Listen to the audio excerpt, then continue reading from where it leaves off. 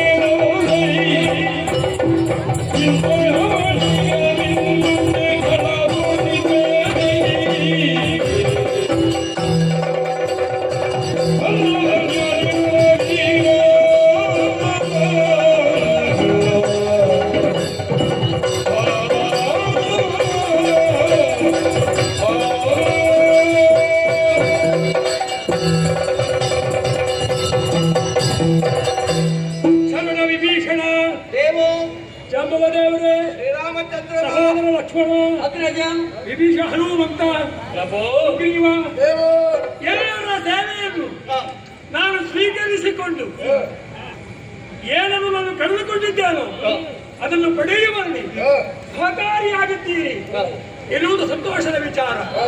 ಹಾಗೆಂದು ಅನೇಕ ಬಾರಿ ಮುಂದುವರಿದು ಹೋಗುತ್ತಿರುವಂತಹ ಸಂದರ್ಭದಲ್ಲಿ ವಿಘ್ನಗಳು ಒದಗಿ ಬಂದಾಗ ಪರಿಹರಿಸುವಲ್ಲಿಯೂ ನೀವು ಶಕ್ತರು ಎಂಬುದನ್ನು ಚೆನ್ನಾಗಿ ನಾನು ಮನಗಂಡಿದ್ದೇನೆ. ಅದರಲ್ಲಿಯೂ ಸರ್ವಶ್ರೇಷ್ಠ ವಿಭೀಷಣ ಎಂತಹ ಸಂದರ್ಭ, ಹಗಲು ಮತ್ತು ರಾತ್ರಿ ಆ ವ್ಯತ್ಯಾಸಗಳು, ಮಾಯಾವಿಗಳಂತಹ ದೈತ್ಯರು, ದಾನವರು, ರಾಕ್ಷಸರು ಹಗಲು ಯುದ್ಧ ಮಾಡುವ ವಿಧಾನ ಹೇಗೆ, ರಾತ್ರಿ ಯುದ್ಧ ಮಾಡುವ ವಿಧಾನ ಹೇಗೆ, ಯಾವಾಗ ಏನು ಮಾಡ್ತಾರೆ ಎನ್ನುವುದನ್ನು ಸೂಕ್ಷ್ಮ ಗ್ರಹಿಕೆಯಿಂದ ನನಗೆ ಹೇಳಿ ಕಷ್ಟವನ್ನು ಪರಿಹರಿಸಿದ್ದೀಯ. ಶರಣಶ್ರೇಷ್ಠ ವಿಭೀಷಣ ಭಗವಂತ, ಎಲ್ಲರನ್ನು ಗೆದ್ದಿದ್ದೇವೆ, ಅನೇಕರು ಸತ್ತು ಹೋಗಿದ್ದಾರೆ, ಆದರೂ ನಾವು ಸೀತೆಯನ್ನು ಪಡೆದಿಲ್ಲ. ನಾವು ಯಾವ ಉದ್ದೇಶಕ್ಕಾಗಿ ಈ ಕಾಳಗವನ್ನು ಪ್ರಾರಂಭ ಮಾಡಿದ್ದೇವೆ, ಮುಕ್ತಿಯಾದ ಮೇಲೆ ಸೀತೆ ತಂದು ಬೆಳೆದಿದ್ದೇವೆ. ಸತ್ತು ಹೋಗಿದ್ದಾರೆ, ಆದರೆ ಬರುತ್ತಾ ಇದ್ದ ಸಾಮಾನ್ಯ ಅಲ್ಲ ಎಂಬುದನ್ನು ಚೆನ್ನಾಗಿ ತಿಳಿದಿದ್ದೇನೆ. ಅಸಾಮಾನ್ಯ ಶೂರನಾಗಿದ್ದಾನೆ, ಅನೇಕ ಸೈನ್ಯಗಳನ್ನು ಕೂಡಿಕೊಂಡಿದ್ದಾನೆ. ಇಂತಹ ದೈತ್ಯರು ಅನೇಕ ಬಾರಿ ಹಿಂದೆ ಯುದ್ಧಕ್ಕೆ ಬಂದಿದ್ದಾರೆ, ನನ್ನಿಂದ ಹತರಾಗಿದ್ದಾರೆ. ಈ ವೀರ ವಿಶೇಷವಾಗಿ ಕಾಣ್ತಾ ಇದ್ದೇನೆ. ಏನು ಕಣ್ಣುಗಳು ಹೊಳೆಯುತ್ತಾ ಇವನ ನೋಡುವಾಗ ಆಶ್ಚರ್ಯ. ಈ ರಾವಣನ ಸೇವೆಯಲ್ಲಿ ಇಂತಹ ವಿಕಾರಗಳು, ಆಕಾರಗಳು, ಯಾವ ಯಾವ ಆಕಾರಗಳು ಯಾವ ಕಾಲದಲ್ಲಿ ಎಲ್ಲಿವೆ ನೀನು ಚೆನ್ನಾಗಿ ತಿಳಿಯಲ್ಲ. ಬಂದ ಇವತ್ತು ಯಾರು, ಇವರ ಹೆಸರೇನು, ಇವರ ಮಾಹಿತಿ ಇದೆಯಲ್ಲ ಹೇಳುವೆ.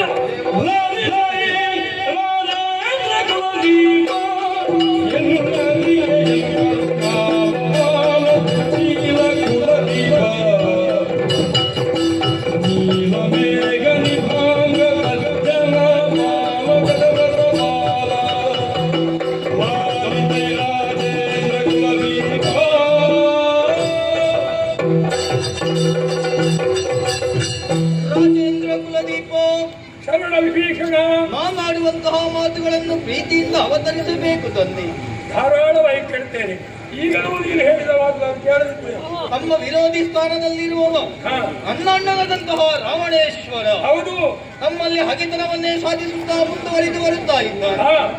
ರಾವಣ ಪಕ್ಷದಿಂದ ಯಾರೇ ಬರಲಿ ಅವರ ವಿಳಾಸವನ್ನು ನಿನ್ನಲ್ಲಿ ಹೇಳುವುದು ರಾಮ ಸೇವಕನಾದಂತಹ ನನ್ನ ಜನ್ಮ ಪುಣ್ಯವೇ ಸರಿ ಅಲ್ಲ. ಅನೇಕ ಬಾರಿ ಹೇಳಿದ್ದಿ, ನನಗೂ ಗೊತ್ತಿಲ್ಲದ ವಿಚಾರ, ನಿಮ್ಮ ಸೇವೆಯಲ್ಲಿ ಇರುವಂತಹ ಗುಪ್ತವಾದಂತಹ ವಿಚಾರ. ನೀನಲ್ಲ ನನ್ನಂತ ಯಾರು ಹೇಳಬೇಕು ಹೇಳು. ಇದಲ್ಲವೇ ನನಗೆ ರಾಮ ಸೇವೆ ದೊರಕಿದ್ದು. ದೇವರೇ, ಬರುವವ ಸಾಮಾನ್ಯನಲ್ಲ, ಅಸಾಮಾನ್ಯ ವ್ಯಕ್ತಿಯೇ ಸರಿ. ಈ ಹಿಂದೆ ಪ್ರಕರಣ ಜನಸ್ಥಾನದಲ್ಲಿ ಹಿಂದಿಂದಲೇ ಹತನಾಗಿ ಹೋದವ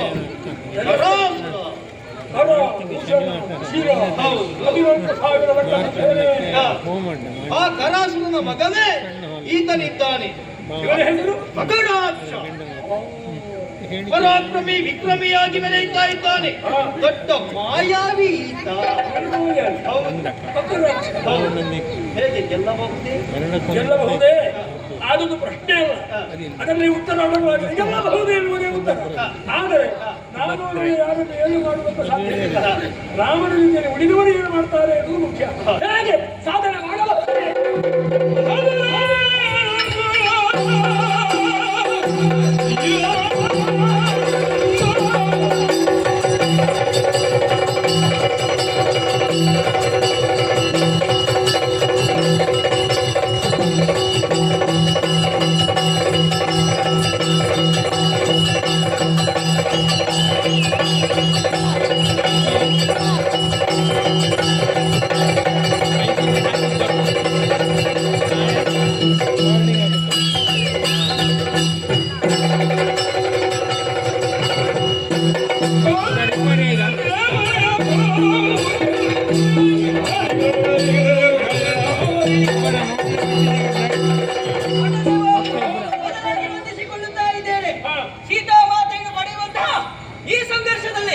ಅದೆಷ್ಟೋ ದಾನವರು ನಮ್ಮ ಎದುರಾಗಿ ಬಂದಿದ್ದಾರೆ. ಅಂತಹ ದಾನವನ್ನು ಅಂದು ನಾನು ರಣಕ್ಷೇತ್ರದಲ್ಲಿ ಮಾಡುವುದು ಹೇಳಿದ್ದಾನೆ. ಈಗ ಬರುವ ಎಷ್ಟೇ ಮಾಯಾವಿ ಇದ್ದರೂ ಕೂಡ ರಣಕ್ಷೇತ್ರದಲ್ಲಿ ಮಡುಹಿ ನಾನು ಬರುತ್ತೇನೆ. ಒಳ್ಳೆಯ ಮಾತು ಜಾಂಬವದೇವರೇ, ಎಲ್ಲರೂ ರಣೋತ್ಸಾಹದಿಂದ ಕವಿಗಳನ್ನು ಕೂಡಿಕೊಂಡು ಮುಂದುವರಿಯೋಣ.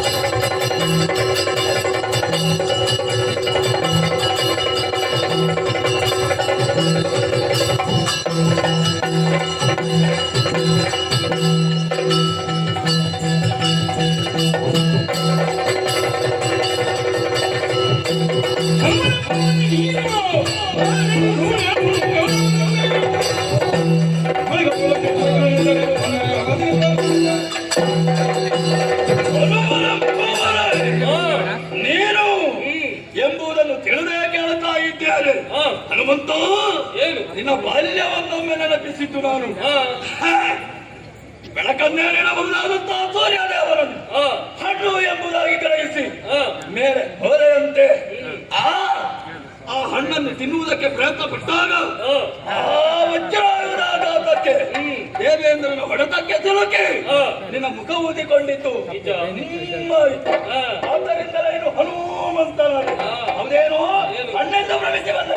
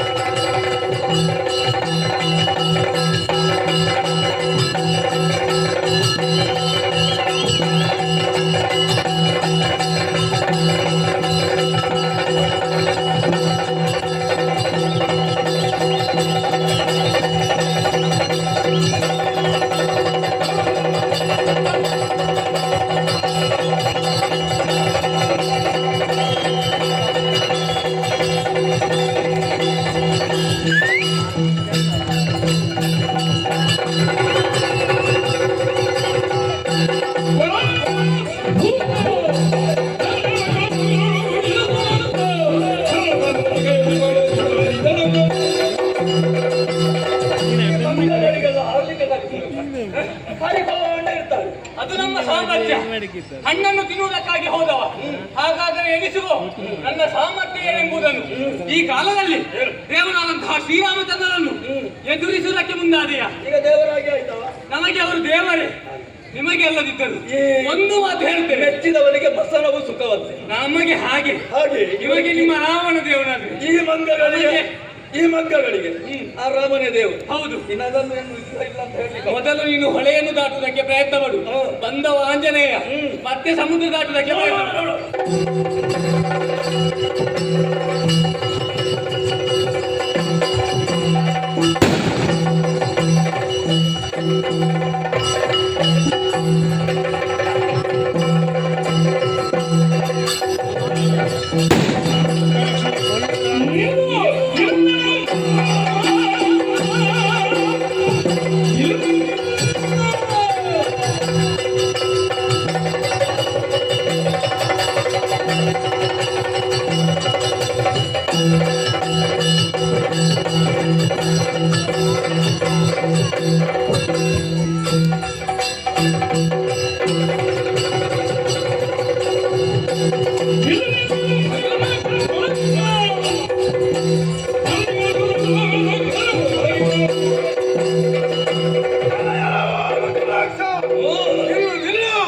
ನಮ್ಮವರನ್ನೆಲ್ಲ ಧರಾಸಾಯಿಗಳಿಗೆ ಸುತ್ತ ಮುಂದೆ ಮುಂದೆ ಬರುತ್ತಾ ಇರುವೆ.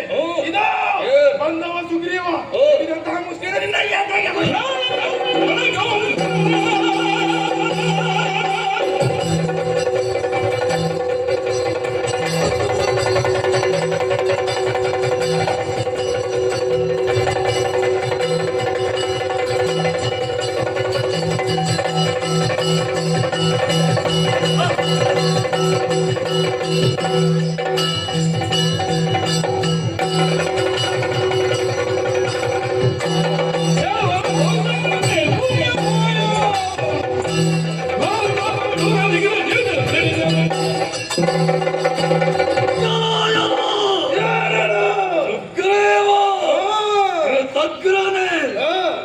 ಬಂದು ಎನ್ನುವಂತಹ ಆ ವಿಚಾರವನ್ನು ತಿಳಿಯದೆ ನನ್ನ ಅಣ್ಣ ಎಂಬುದನ್ನು ಪರಿಗಣಿಸದೆ ಕೇವಲ ಅಧಿಕಾರಕ್ಕೆ ಬೇಕಾಗಿ ಮನೆಗೆ ಚಾಡಿಯನ್ನು ಹೇಳಿದೆಯೇನೋ ನಿನ್ನ ಅಣ್ಣನನ್ನೇ ಕೊಲ್ಲಿಸಿದೆ ಆ ಪಾಪಿ ಅಧಿಕಾರಕ್ಕೆ ಬೇಕಾಗಿ. ಈಗ ರಾಮನ ಪಕ್ಷವನ್ನು ಸೇರಿಕೊಂಡೆ, ವಿರೋಧಿಗಳ ಪಕ್ಷವನ್ನು ಸೇರಿಕೊಂಡು ಈಗ ನಮ್ಮ ಮೇಲೆ ಬಾಣ ಪ್ರಯೋಗ ಮಾಡುವುದಕ್ಕೆ ಯುದ್ಧಕ್ಕೆ ಸಿದ್ಧರಾಗಿ ಬಂದೆಯ. ಹೆಪ್ಪುಲಿಯೊಂದು ಮಲಗಿದ್ದ ಸಂದರ್ಭದಲ್ಲಿ ಹೋಗಿ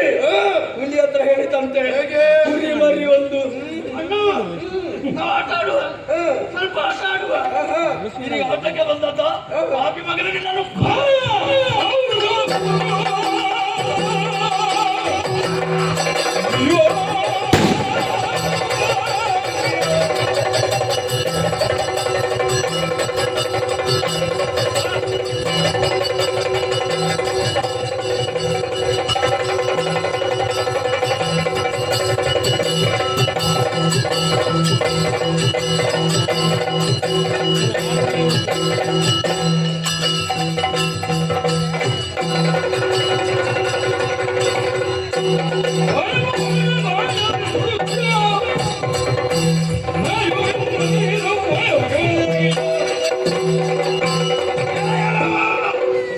ಮಾಯಲ್ಲಿ ಪೌರುಷವಲ್ಲ, ಪರಾಕ್ರಮದಲ್ಲಿ ನಿನ್ನ ಪೌರುಷವ ಏರಬಹುದನ್ನು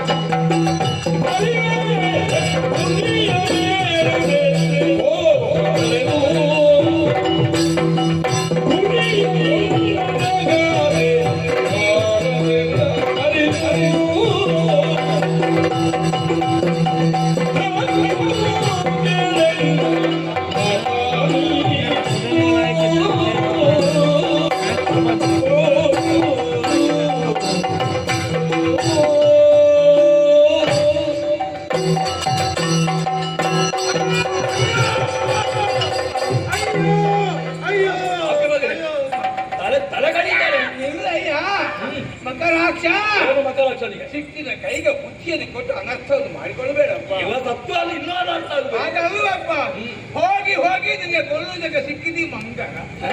ಮಂಗನ ಮೇಲೆ ನಿನ್ನ ಪೌರುಷ ತೋರಿಸಿದ ಸಾಧಾರಣದ ಮಂಗನ. ಅಯ್ಯ, ನೀನು ಸಾಮಾನ್ಯನ ಹೇಳು, ಏನು ವೀರ ಶೂರ ಧೀರ, ಮನಸ್ಸು ಮಾಡಿದ್ರೆ ಪ್ರಪಂಚವನ್ನೇ ಅಲುಗಾಡಿಸುವ ಸಾಮರ್ಥ್ಯ ಉಳ್ಳಂತ ನೀನು ಕೇವಲ ಮಂಗನ ಮೇಲೆ ನಿನ್ನ ಪರಾಕ್ರಮ ತೋರಿಸು ಸರಿಯಲ್ಲ. ಇದು ಹೇಗಾಯ್ತು ಗೊತ್ತಾ?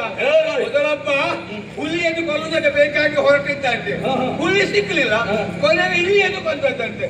ಹಾಗಾಗಿ ಹುಲಿ ಸಿಕ್ಕದೆ ಇದ್ದದ್ದಕ್ಕೆ ಇಲ್ಲಿ ಹೌದು, ಹಾಗೆ ಅದು ಹಾಗೆ ಯಾಕೆ ಈಗ ಈಗ ಹೇಳಿದ್ದು ನೀನು? ಈಗ ನೀನು ಬಂದದ್ದು ಯಾಕೆ? ಯುದ್ಧಕ್ಕೆ ಅಲ್ವಾ? ಹೌದು. ನಿನ್ನ ಪರಾಕ್ರಮವನ್ನು ಈ ಕಪ್ಪಿಗಳ ಮೇಲೆ ತೋರಿಸಲ್ಲ. ನಿನ್ನಂತ ಸಾಮರ್ಥ್ಯ ಹೊತ್ತು ಯಾರಿದ್ದಾರೆ ಅವರದ್ದು ಹುಡುಕಯ್ಯ. ಈಗ ಇವನು ಬಂದದ್ದು ಯುದ್ಧಕ್ಕಾಗಿ ಅಲ್ವಾ? ಮತ್ತೆ ಇವನಾದ್ರೂ ಯುದ್ಧ ಮಾಡಿದ ಮತ್ತೆ ನಾನೇನು ಮಾಡಬೇಕು? ಹಾಗೆಲ್ಲ ನಮ್ಮದು ಕರ್ತವ್ಯ ಉಂಟು, ಅದಕ್ಕೆ ಬೇಕಾಗಿ ಬಂದದ್ದು. ಬಿಡಯ್ಯ, ಹೇಳುವುದಕ್ಕೆ ಬಂದವ ಜಾಂಬವ.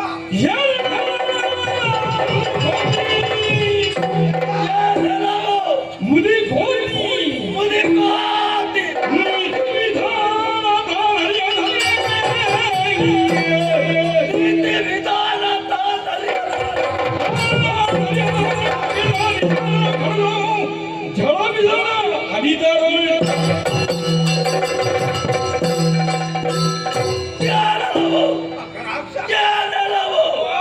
ಮುದಿಕೋತಿ ನೀತಿ ವಿಧಾನಗಳನ್ನು ನಾನು ಅರಿಯದವನೇ. ಇವರನ್ನು ಉಳಿಸುವುದಕ್ಕಾಗಿ ನಾನಾ ಪ್ರಯತ್ನ ನಾನಾ ವಿಧಾನಗಳಿಂದ ಮಾತನಾಡುತ್ತಿ. ಏನು ಹುಲಿಯ ಕಥೆಯ? ಹುಲಿಯ ಕಥೆ ಇಲಿಯ ಕಥೆ ಹೇಳಿದಲ್ಲಿಗೆ ಮಕ್ಕಳಾಗ್ತ ಇವನನ್ನೆಲ್ಲ ನೀನು ಮುದಿಯ ಮೊದಲು ನೀನು ಸಾಯಬೇಕು, ಆಮೇಲೆ ಇವನು ಸಾಯಬೇಕು. ಇಬ್ಬರು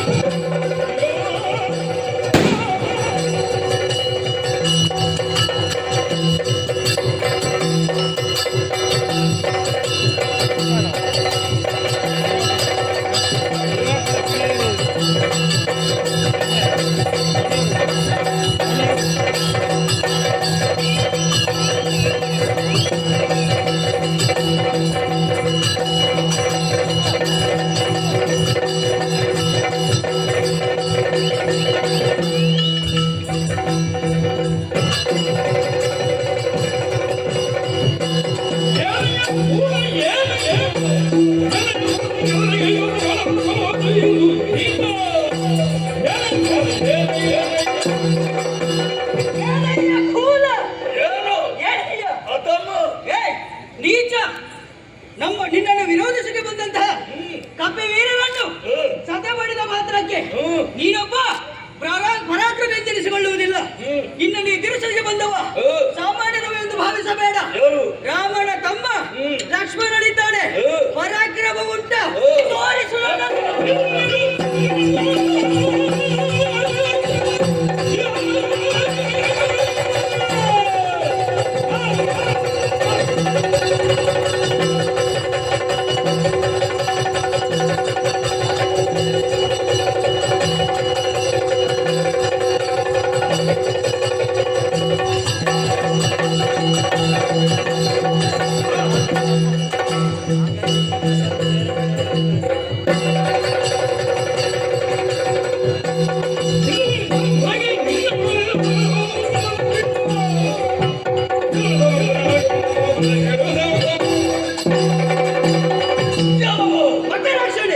ಮನುಷ್ಯತ್ವ, ಮಾನವೀಯತೆ ಇದ್ದರೆ ಮಾತ್ರ ಅವನನ್ನು ಮಾನವ ಮನುಷ್ಯ ಎಂಬುದಾಗಿ ಹೇಳುತ್ತಾರೆ.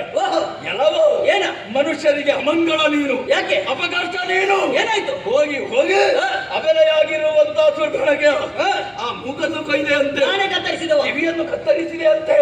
ಪಾಪಿ ಯಾವ ಕಾರಣಕ್ಕೂ ಯಾವ ಯಾವ ಯಾವ ಸ್ತ್ರೀ ಆಗಲಿ ಪದಾರ್ಹಳಲ್ಲ, ಶಿಕ್ಷಾರ್ಹಳಲ್ಲ. ಆದರೆ ನೀನು ಮಾಡಿದ್ದು ಹೇಯ ಕೃತ್ಯ. ನಿನಗಲ್ಲಿ ಬೇರೆ ಯಾರು ಮೂಗನ್ನು ಕೊಯ್ಯುವುದಕ್ಕೆ ಸಿಕ್ಕಲಿರುವೇನು.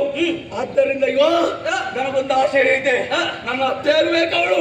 ಅವಳಿಗೆ ಈಗ ಮೂಗಿಲ್ಲ, ನಿನ್ನ ಮೂಗನ್ನು ಕೊಯ್ದು ಅವಳಿಗೆ ಇಡ್ತೇನೆ. ಆಮೇಲೆ ನಿನ್ನ ಕತ್ತರಿಸ್ತೇನೆ.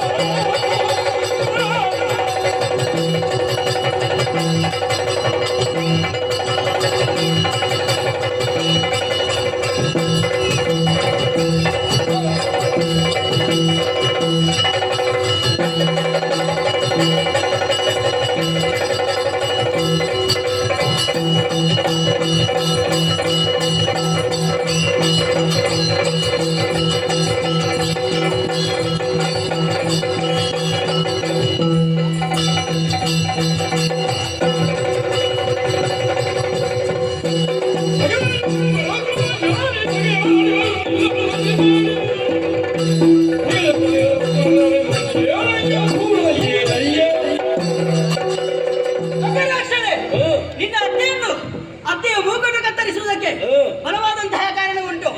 ಪುರುಷಾತಿಕ್ರಮಣ ಮಾಡಿದಂತಹ ಒಂದೇ ಒಂದು ಉದ್ದೇಶಕ್ಕೆ ಅಣ್ಣನ ಮಾತಿನ ಮೇಲೆ ಎತ್ತಿ ನಾನು ಅವಳ ಕಿವಿ ಮೂಗುಗಳನ್ನು ಕತ್ತರಿಸಿದೆ. ಈಗ ನಿನ್ನ ಕಿವಿ ಮೂಗುಗಳಲ್ಲ, ನೇರವಾಗಿ ಶಿರವನ್ನು ಕತ್ತರಿಸಿ ಯಮನಾಲಯಕ್ಕೆ ಅಟ್ಟುತ್ತೇನೆ. ಅದು ಮತ್ತೆ ನೋಡುವ. ಈಗ ಪುರುಷಾತಿಕ್ರಮಣ ಅಂದ್ರೆ ಏನು ಅಂತ ನನಗೆ ಅರ್ಥ ಆಗ್ಲಿಲ್ಲ. ನಿಮಗೆ ಪುರುಷರ ಮೇಲೆ ಅತಿಕ್ರಮಣ ಮಾಡಿಲ್ಲ, ಅಲ್ಲ ನಿಮ್ಮ ಶರೀರಕ್ಕೆ ಬಂದು ಕೈ ಮಾಡಿದ್ರ, ಅಲ್ಲ ನಿಮ್ಮನ್ನೇನು ಹೊತ್ತುಕೊಂಡು ಓಡಿದ್ರ, ಏನೂ ಮಾಡಲಿಲ್ಲ. ಅಂತಹ ಅವಳಿಗೆ ನಿಮ್ಮ ಮೇಲೆ ಆರೋಪ ಪುರುಷಾತಿಕ್ರಮಣ. ಒಂದು ಹೆಣ್ಣು ಒಂದು ಗಂಡಿನಲ್ಲಿ ಬಂದು ನಿನ್ನ ಮೇಲೆ ನನಗೆ ಇಷ್ಟ ಆಗಿದೆ, ನಿನ್ನ ಮೇಲೆ ಪ್ರೀತಿ ಹುಟ್ಟುತ್ತಾ ಇವೆ, ನನ್ನನ್ನು ಮದುವೆ ಆಗು ಅಂತ ಕೇಳಿದ್ರೆ ಅಪರಾಧವ, ಅಪಚಾರವ? ಅದನ್ನು ಕೇಳಿದಕ್ಕೆ ನೀವೇನು ಮಾಡಿದ್ರಿ? ಇಲ್ಲಿ ನಲ್ಲಿಗೆ ಹೋಗು, ನನ್ನ ತಮ್ಮನಿದ್ದಾನೆ 100 ಮಣಿ ಚೆಲುವ, ಅಲ್ಲಿಂದ ಇಲ್ಲಿಗೆ ಕಳಿಸಿದ್ರು. ನಿಮ್ಮ ಕೈಕಾಲ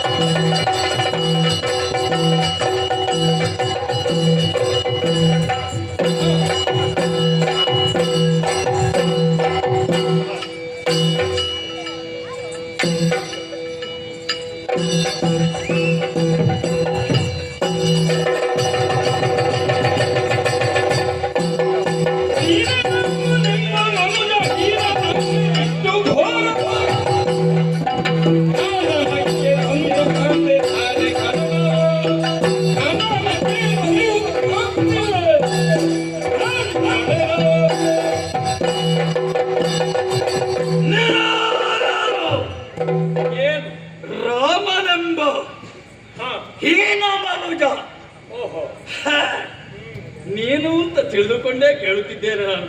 ಏನಯ್ಯ? ಹೌದೇನೋ ನತದೃಷ್ಟನೇ, ಹೇಳು ಹೇಳು. ರಾಜ್ಯಕ್ಕೆ ಬಾಹಿರನಾದೆ. ಅಭಿಷೇಕ ಹೊಂದುವಂತಹ ಕಾಲದಲ್ಲಿ ಕಾಡಿಗೆ ಬರಬೇಕಾದಂತಹ ಹೀನ ಪರಿಸ್ಥಿತಿ ಒದಗಿ ಬಂತು. ಕಾಡಿನಲ್ಲಿ ತನ್ನ ಮಡದಿ ಕಳೆದುಕೊಂಡೇನು ಹೀನನೇ. ಅಂತಹ ಹೆಂಡತಿಯನ್ನು ಕಳೆದುಕೊಂಡ್ರೂ ನಿನಗೆ ಬುದ್ಧಿ ಬರಲಿಲ್ಲ. ಎಲ್ಲಿ ಪ್ರಾರಬ್ಧ, ಯೋಗ್ಯತೆ ಬೇಕಲ್ಲ ಹೆಂಡತಿಯನ್ನು ಉಳಿಸಿಕೊಳ್ಳುವುದಕ್ಕಾಗಿ. ಇಂದು ಈ ಮಕರಾಂತರಲ್ಲಿ ಕಾಳಗವನ್ನು ಮಾಡಿ ಏನು, ಜಯತೆಯನ್ನು ಸಂಪಾದನೆ ಮಾಡಿ ಏನು ಎನ್ನುವಂತ ಆಲೋಚನೆ ನಿನಗಿದ್ದರೆ ಅದು ಸ್ವಪ್ರವಾದೀತು. ಎಚ್ಚರ.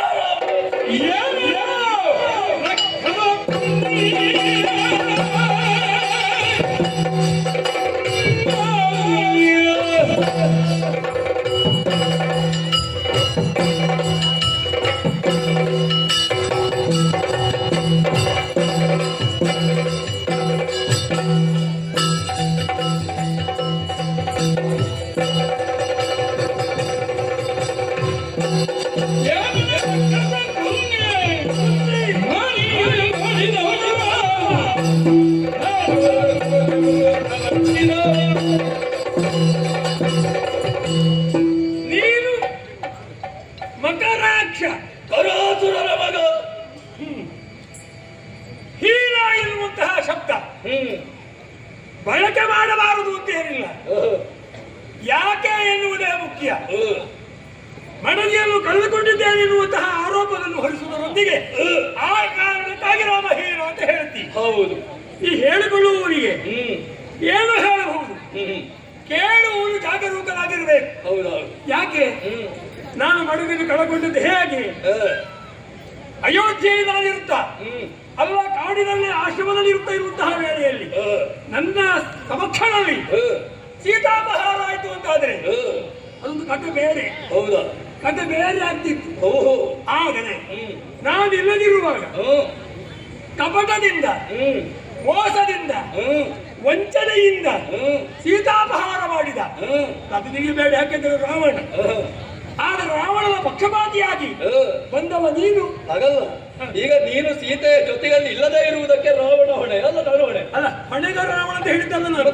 ನನ್ನ ಸಮಕ್ಷದಲ್ಲಿ ಸೀತಾಪಹಾರ ಹೊಂದಿದ್ರೆ ಕತೆ ಬೇರೆ ಅಂತ. ಅಲ್ಲ, ನಿನ್ನ ಪ್ರಾರಬ್ಧ. ನಮಗೆ ಬೇರೆ ಕತೆ ಬರೆಯುವುದಕ್ಕಾಗುತ್ತದ? ಅಲ್ಲ, ನೀನು ಕತೆ ಬರೆಯುವುದು ಬೇಡ.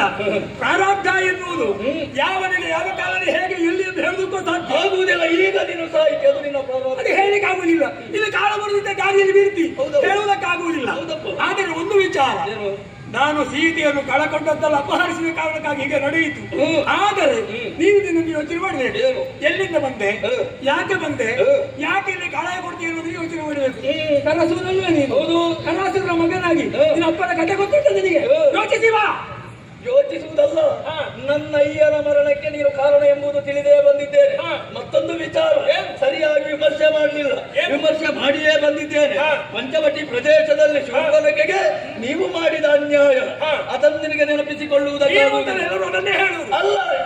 ಎಲ್ಲರೂ ಹೇಳುದು, ನಾನೀಗ ಹೇಳುವುದು ಬೇರೆ ಮಾತ್ರ ಅಲ್ಲ.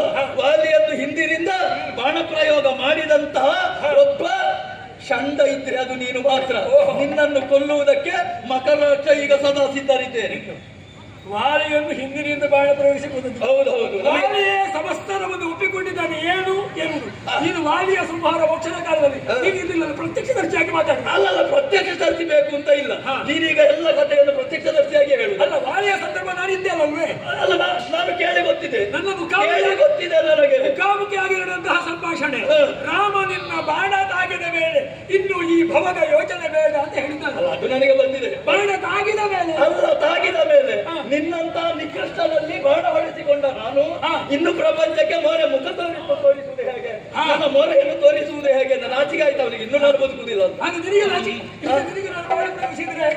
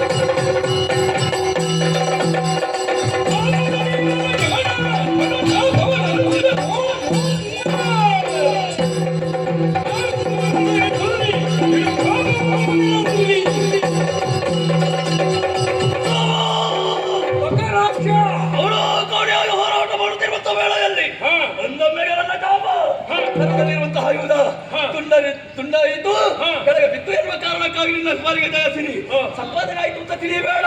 ಇದು ಹೊಸ ಚಾಪವನ್ನು ಕೈಗೊಂಡು ಬಂದಿದ್ದೇನೆ ಕೊಂದರೆ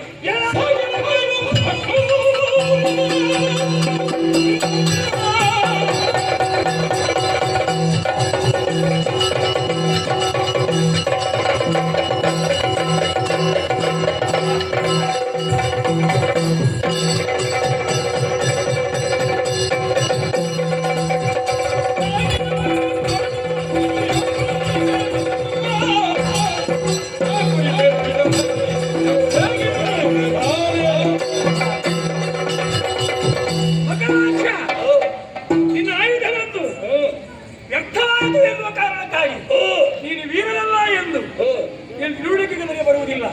ಯಾಕೆ ಸೂರ್ಯವಂಶದಲ್ಲಿ ಹುಟ್ಟಿದವ ನಾನು, ದಶರಥನ ಕುಮಾರ ನಾನು, ವಿಶ್ವಾಮಿತ್ರನ ಸಜ್ಜಾಕ ಶಿಷ್ಯ ನಾನು, ವಸಿಷ್ಠ ಮಹಾಮುನಿಗಳ ಶಿಷ್ಯ ನಾನು. ಆಯುಧ ಯುದ್ಧ ಮಾಡುವ ಕ್ರಮವೂ ಗೊತ್ತುಂಟು, ಆಯುಧ ಇಲ್ಲದೆಯೂ ಗೊತ್ತುಂಟು. ಯಾವ ಆಯುಧ ಕಳೆದುಕೊಂಡಾಗ ಏನು ಮಾಡಬೇಕು ಎನ್ನುವುದನ್ನು ಗುರುಗಳ ಮುಂದೆ ತಿಳ್ಕೊಂಡಿದ್ದೇನೆ. ನೀನು ಆಯುಧ ಇಲ್ಲ ಚಳುವಂತಕ್ಕೆ ದೃಢ ಸಮಾನ ಎಂದು ತಿರಸ್ಕರಿಸುವಂತಹ ಮನೋಭಾವ ಈ ರಾಮನದಲ್ಲ. ಎಲ್ಲರನ್ನು ಸ್ವೀಕರಿಸಬೇಕು, ಎಲ್ಲರನ್ನು ಒಪ್ಪಬೇಕು. ನಿನ್ನ ಯುದ್ಧವನ್ನು ಚಮತ್ಕಾರ ಸಾಮಾನ್ಯವಾದಲ್ಲ. ಯುದ್ಧ ಮಾಡ್ತಾ ಇರುವ ಕಣ್ಣಾರೆ ಕಂಡಿದ್ದೇನೆ, ನಿನ್ನ ಶಸ್ತ್ರ ಕೌಶಲ ಕಣ್ಣಾರೆ ಕಂಡಿದ್ದೇನೆ. ಹಾಗೆ ಯಾವ ಬಾಣ ಬಿಡ್ತೀನಿ, ಹೊಸ ಬಾಣ ಪ್ರಯೋಗ ಮಾಡ್ತೀಯ. ಹೊಸತುಂಟು ಹಣದ ನನ್ನಲ್ಲೇ ಉಂಟು. ಹೌದಾ?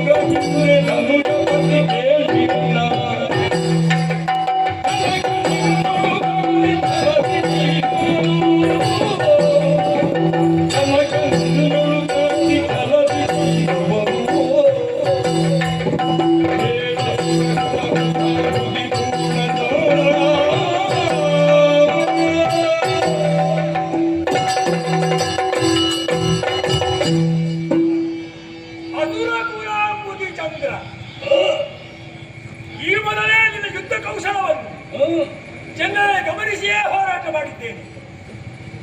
ಹಾಗೆಂದು ಜಯವಂತೆ ನಿಮಗೆ ಇಲ್ಲ. ನಾನು ಸೋತಿದ್ದೇನೋ ಅದು ಆಗಲಿಲ್ಲ. ಅಂತೂ ಒಂದು ತೀರ್ಮಾನಕ್ಕೆ ಇನ್ನೂ ಬರಲಿಲ್ಲ. ಸಮಬಲರುಣವಾಗಿದ್ದೇನೆ. ಅಲ್ಲ, ಸಮಾನ ಬಲರೋ ಅತಿ ಬಲರೋ ಕ್ಷೀಣ ಬಲರೋ ನಿರ್ಣಯ ಮಾಡುವಂತ ಹೊತ್ತಿದಲ್ಲ. ಆದರೂ ನಿನ್ನ ಬಗ್ಗೆ ಮೆಚ್ಚುಗೆ ಆಡುವಂತಹ ಪರಿಸ್ಥಿತಿ ಅಂತರಂಗದಲ್ಲಿ ಸುಮ್ಮನೆ ಹೋರಾಟ ಮಾಡುವುದಲ್ಲ, ಹೇಳಿದ ಹಾಗಲ್ಲ, ಮಾತಿನಿಂದ ಹೆಚ್ಚು ಚೂಡಲಿದ್ದಾನೆ, ಪರಾಕ್ರಮಿ ಆಗಿದ್ದಾನೆ. ಹಾಗಾದ್ರೆ ಅಸಾಮಾನ್ಯರಾದ ಆಗಿದ್ದೇನೆ. ಸಾಮಾನ್ಯ ಅಲ್ಲ, ಅಸಾಮಾನ್ಯ. ಒಪ್ಪಿಕೊಂಡರಿ? ಅಯ್ಯೋ, ರಾಮನ ಹಾಗೆ ನಾನು ಒಪ್ಪಿಕೊಳ್ಳದೆ ರಾಮನಾಗುವುದಿಲ್ಲ. ದಶರಥದವನು ನಾನು, ಕೆಲವನ್ನೂ ನಾನು ನಿಂದಿಸುವುದು. ಕೆಲವರಿಗೆ ಅಂತ ಸ್ವಭಾವ ಇರುವುದಿಲ್ಲ. ಅಲ್ಲ, ಎರಡು ನಮ್ಮಲ್ಲಿ ಕಾರಣ ಉಂಟು. ನಾನು ಯಾರು? ದಶರಥನ ಸೂರ್ಯ, ಹೌದಾ? ವಿಶ್ವಾಮಿತ್ರ ಕರಗಮನ ಸಂಜಾತನ, ಅಶಿಷ್ಟ ಗುರಿಗಳ ಉದಿಷ್ಠನಾಗಿದ್ದೇನೆ. ಅಷ್ಟು ಮಾತ್ರವಲ್ಲ, ಅನೇಕ ಗುರುಗಳು ಕಾಡಿನಲ್ಲಿ ಬರುವ ಸಿಕ್ಕಿದ್ದಾರೆ. ಮಹಾವೇದಾದಿಗಳು, ಮಹಾಜ್ಞಾನಿಗಳು, ಸುತೀಕ್ಷಣರು. ಅವರು ಉಪದೇಶವನ್ನು ಕೇಳಿದ ಬಳಿಕ ನಾನು ತಾಮಸಿ ಪ್ರವೃತ್ತನಾದರೆ, ರಾಜಸ ಗುಣ ಪ್ರವೃತ್ತನಾದರೆ ನಿನ್ನ ಸಂವಿಧಾನ ಸೇರಬೇಕು. ಆದ್ರೆ ಇವರ ಉಪದೇಶದಿಂದ ಸಾತ್ವಿಕ ಗುಣ ನಂತರಂಗದಲ್ಲಿ, ರೋಮ ಧಮನಿಗಳಲ್ಲಿ, ಈ ನರನಾಡಿಗಳಲ್ಲಿ ಸಾತ್ವಿಕವೇ ತುಂಬಿದೆ. ಆದ್ರಿಂದ ಕೋಪ ಬರುವುದಿಲ್ಲ, ಕೋಪವೂ ಇಲ್ಲ. ಯಾಕೆ? ಕೇವಲ ಕರಸೂರು ಎನ್ನುವ ಮಾತ್ರಕ್ಕೆ ನಿಗ ಬರ್ತಾರ. ಕರಸೂರುವಾಗಿ ಕರಾಸುರನ ಬರಲಾನಂತರ ಲಂಕೆಯನ್ನು ಸೇರಿ ರಾವಣನ ಆಳ್ವಿಕೆಗೆ ಒಳಪಟ್ಟಂತಹ ವ್ಯಕ್ತಿ ನೀನು.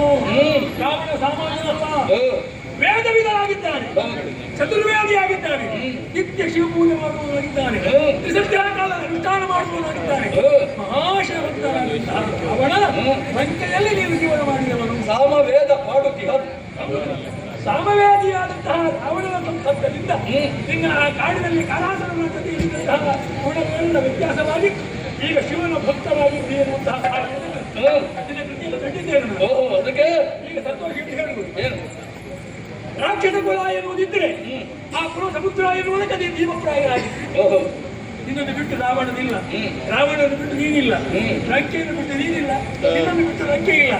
ಸಮಗ್ರ ಲಂಕೆ ಏಳಿಗೆಯಾಗಿ, ಸಮಗ್ರ ಲಂಕಾಪುರ ಜನರ ಏಳಿಗೆಯಾಗಿ ಧರ್ಮಮಾನ ಧನವನ್ನು ಕರಸೂರು ಉಪಯೋಗಿಸ್ತಾನೆ. ನಮ್ಮ ಶರೀರವೇ ಮುಡಿಪಾಗಿಟ್ಟದ್ದು ದೊಡ್ಡ ಪ್ರಿಯಬೇಕಾಗಿ ಅಲ್ಲ, ಅದನ್ನು ತಿಳಿಯಲು ಹೋರಾಡುವುದು ನಾನು.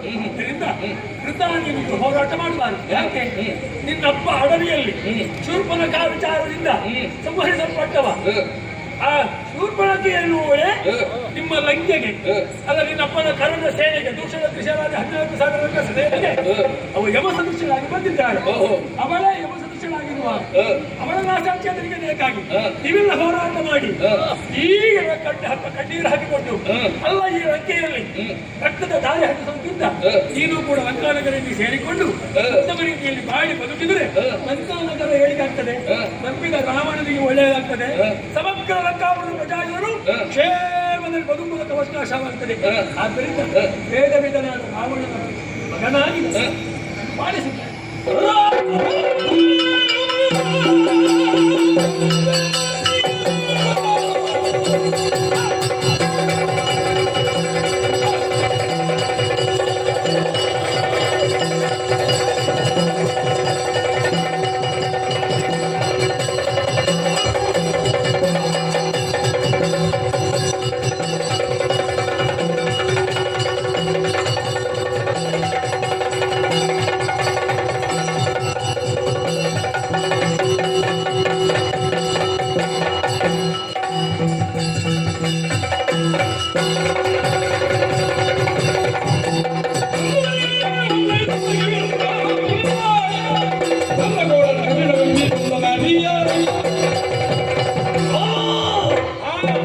ನಾನು ವಿಧವಾಗಿ ಬೋಧಿಸುತ್ತಾ ಇದ್ದೀನಿ. ನನಗೆ ಯುದ್ಧ ಮಾಡುವುದು ಒಳಿತಲ್ಲ ಸಾಹಿತಿ ನೀನು ಎಂಬುದಾಗಿ. ಹೌದು, ಒಳಿತಾಯಿತು. ಅಪ್ಪ ಹೋದ ಠಾಣೆ ಯಮನ ಪಟ್ಟಣಕ್ಕೆ ಸೇರಬೇಡ ನೀನು ಅಂತ ಗುಣಕ್ಕೆ ಮತ್ತರವಿಲ್ಲ. ನನ್ನಲ್ಲಿರುವಂತಹ ಪರಾಕ್ರಮವನ್ನು ಅಪ್ಪಿಕೊಂಡಿದ್ದೆ ಉಳಿಬೇಕು ಎನ್ನುವಂತ ಆಸೆ ನಿನ್ನಲ್ಲಿಯೂ ಇದೆ. ಹೌದು, ಆದರೆ ನಿನ್ನಲ್ಲಿ ಅಭಿಮಾನ ಹುಟ್ಟುತ್ತಿತ್ತು. ಆದರೆ ನೀನು ಮಾಡಿದ ಅನ್ಯಾಯ. ವಿಶ್ವಾಮಿತ್ರರ ಕರಕಮಲ ಸಂಜಾತನಂತೆ, ನಾನೇ ವಸಿಷ್ಠರಿಂದ ವಿದ್ಯಾಭ್ಯಾಸವಂತೆ, ಹೌದು, ಇನ್ನಿತರ ಮಹರ್ಷಿಗಳಿಂದ ಅತ್ರಿಗಳು, ಸುದೀಕ್ಷಣರು ಎಲ್ಲ ಹೇಳ್ತಿ ಪುಣ್ಯ. ಗೌತಮರು. ಆದರೆ ನನ್ನ ಶೂರ್ಪನಖೆ ಅತ್ತೆ, ಅವಳು ಎಷ್ಟು ಸರಿ ಇದ್ದಾಳೆ, ಅವಳು ನಡತೆ ಎಷ್ಟು ಶುದ್ಧವಾಗಿದೆ ಎಂಬುದು ಪ್ರಶ್ನೆ ಅಲ್ಲ. ಒಬ್ಬ ದಶರಥ ಮಗನಾಗಿ, ಮರ್ಯಾದವಂತನಾಗಿ, ಮನೆತನದಲ್ಲಿ ಸಂಚರಿಸಿದಂತಹ ನೀರು ಹೋಗಿ ಹೋಗಿ ಅಮಲೆ ಆಗಿರುವಂತವಳ ಮೂಗನ್ನು ಕೆತ್ತುವುದಕ್ಕೆ ಹೇಳಿದೆ. ಯಾರಲ್ಲಿ? ನಿನ್ನ ತಮ್ಮನಲ್ಲಿ. ನೀನು ಕೆತ್ತಿದ್ದಲ್ಲ, ತಮ್ಮನಲ್ಲಿ ಹೇಳಿಸಿದ್ದು. ಅದು ಹೇಗೆ? ನನಗಿಂತ 100 ಮಾಡಿ ಚೆಲ್ಲುವ ನನ್ನ ತಮ್ಮನಿದ್ದಾನೆ. ಸುಳ್ಳು ಹೇಳಿದೆಯಾ ರಾಮ? ಅವ ಮದುವೆ ಆಗುತ್ತಾನೆ ಎಂಬ ವಿಶ್ವಾಸದಲ್ಲಿ ಹೇಳಿದ್ಯಾ ಅಲ್ಲ ಸುಳ್ಳು ಹೇಳಿದ್ಯಾ? ನಿನಗೆ ಏನಾಗಬೇಕೀಗ? ನೀನು ಸುಳ್ಳು ಹೇಳಿದ್ದಿಂತ ಅದಾಗುವೆ. ಸುಳ್ಳೋ ಸತ್ಯವಾಗಿರುವುದು ನೀನು ಬಂದದ್ದು ಯಾಕೆ? ಅಲ್ಲ, ಹಾಗಾದರೆ ನೀನು ನಿನ್ನ ಬಾಯಿಂದ ಸುಳ್ಳು ಬರುತ್ತದೆ. ನೀನು ಹಾಗೆ ಅನ್ಯಾಯವನ್ನು ಮಾಡುತ್ತಿ. ಕೇಳುವ ಕಿವಿಗಳಿವೆ. ನನ್ನ ಅಪ್ಪ ಹೇಗೆ ಪರಾಕ್ರಮವಂತ ಅಂತವನನ್ನು ಕೊಂದ ಹಗೆತನ ಮೊದಲು ಹೌದು ಅಂತಾದರೂ ಈ ರೀತಿಯಲ್ಲಿ ನಿನ್ನ ನಡೆ, ನಿನ್ನ ನುಡಿ, ನಿನ್ನ ಆಚಾರ ವಿಚಾರ ಎಲ್ಲವೂ ಶುದ್ಧ ತಪ್ಪು ಎಂಬುದನ್ನು ಮಕರಾಕ್ಷನಾಗಿ ನಾನು ಹೇಳ್ತಾ ಇದ್ದೇನೆ. ಏನು? ಕೇಳುವ ಕಿವಿ, ನೋಡುವ ಕಣ್ಣುಗಳು, ಆಗ್ರಹಿಸುವ ಮೂಗು, ಕೈಯಲ್ಲಿ ಧನುಷದ. ಹೌದಾ? ಯಾಕೆ? ಯುದ್ಧ ಮಾಡುವುದಕ್ಕಾಗಿ, ನೋಡುವುದಕ್ಕಾಗಿ. ಮತ್ತೇನು? ನೋಡಿದ್ಯಾ ನೀನು? ನೋಡಿದೆ. ನೋಡ್ಕೊಳ್ಳೋಕೆ ವಿಚಾರ, ಅತ್ತೆ ವಿಚಾರ ಅವರು ಹೇಳಿದ್ದನ್ನು ಕೇಳಿದ್ದೇನೆ. ಯಾರು ಹೇಳಿದ್ದಾರೆ? ನೀನು ಅಲ್ಲ ಅಂತ ಹೇಳು. ಅಲ್ಲ, ಅಲ್ಲವೋ ಬೆಲ್ಲವೋ ಮತ್ತೆ ಅಲ್ಲ ಅಂತ ಹೇಳು. ಕೇಳುವ ಕಿವಿ ನನ್ನ ತಮ್ಮಗಳಲ್ಲಿ ಹೇಳಿ ಕತ್ತರಿಸಿದ್ದು ನಾನಲ್ಲ. ಕತ್ತರಿಸಲಿಲ್ಲ. ಮುಖ ನೋಡ್ಬೇಕಿದ್ರೆ ನಾಸಿಕೆ ಇರ್ಬೇಕು. ಹೌದಾ? ಮುಖ ನೋಡ್ಬೇಕಿದ್ರೆ ಹಾಗಾದ್ರೆ ಮೂಗಿಲ್ಲದ ಮೂಗಿಲ್ಲದ ವ್ಯವಹಾರ. ಹೌದಾ? ನಿನಗೆ ಮೂಗಿಲ್ಲ ಅಂತ ಮಾಡ್ಲಿಕ್ಕೆ ಆಗುತ್ತದೆ ಅವಳಿಗೆ ನೀನು ಮಾಡಿದ್ರು. ಸಾಧ್ಯ ಉಂಟು ನಿನಗೆ? ಸಾಧ್ಯ ಉಂಟು.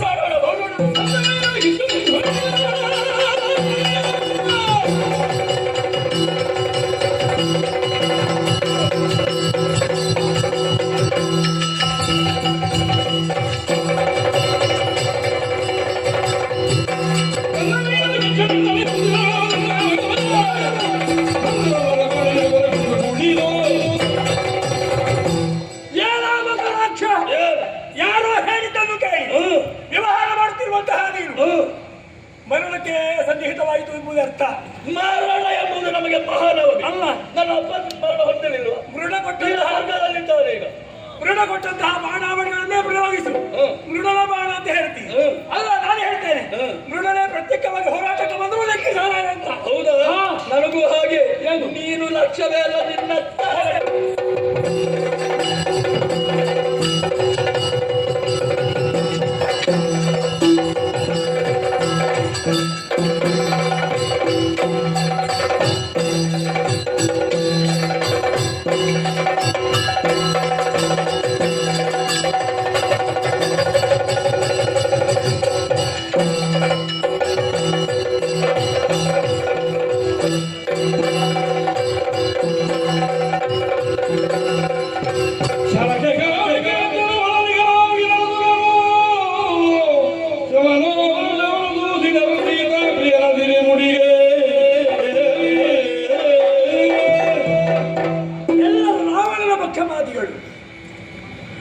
ರಾವಣನ ಮಂತ್ರಿಗಳು, ಸೇನಾಧಿಪತಿಗಳು, ತಮ್ಮನ ಮಕ್ಕಳು ಎಲ್ಲರೂ ರಾವಣನ ಪಕ್ಷಪಾತಿಯಾಗಿ ಹೋರಾಟಕ್ಕೆ ಬರ್ತಾ ಇದ್ದಾರೆ. ಎಲ್ಲರೂ ಅಳಿವಿನ ಅಂಚಿನಲ್ಲಿದ್ದಾರೆ. ರಾಮ ಕೊಂದುದಲ್ಲ, ವಿಧಿಲಿಖಿತ. ಏನೆನ್ನೋಣ, ಎಲ್ಲರೂ ಕೂಡ ದೀಪಕ್ಕೆ ಮುತ್ತುವಂತಹ ಪತಂಗದಂತೆ ನನ್ನ ಬಳಿ ಯುದ್ಧ ಮಾಡಿ ಅವರ ಪಟ್ಟಣವನ್ನು ಸೇರಿದ್ದಾರೆ. ಶರಣ ವಿಭೀಷಣ, ಸುಗ್ರೀವ, ಹನುಮ, ಜಂಬವಾದಿಗಳು ಶರಣ ಕಾಣಿಕೆಟ್ಟು ಹೊರಡ್ತಾ ಇದ್ದಾರೆ. ಅವರೆಲ್ಲ ಸೇವೆಯನ್ನು ಸ್ವೀಕರಿಸಿಕೊಂಡು ನೆಮ್ಮದಿಯ ಮಾತನಾಡಿದಾಯಿತು. ಆದರೆ ಸೂರ್ಯಾಸ್ತದ ಬಳಿಕ ಹೋರಾಟ ಮಾಡುವುದು ತಪ್ಪು. ನಾಳೆ ಸೂರ್ಯೋದಯದ ಬಗ್ಗೆ ಚಿಂತನೆ ಮಾಡೋಣ.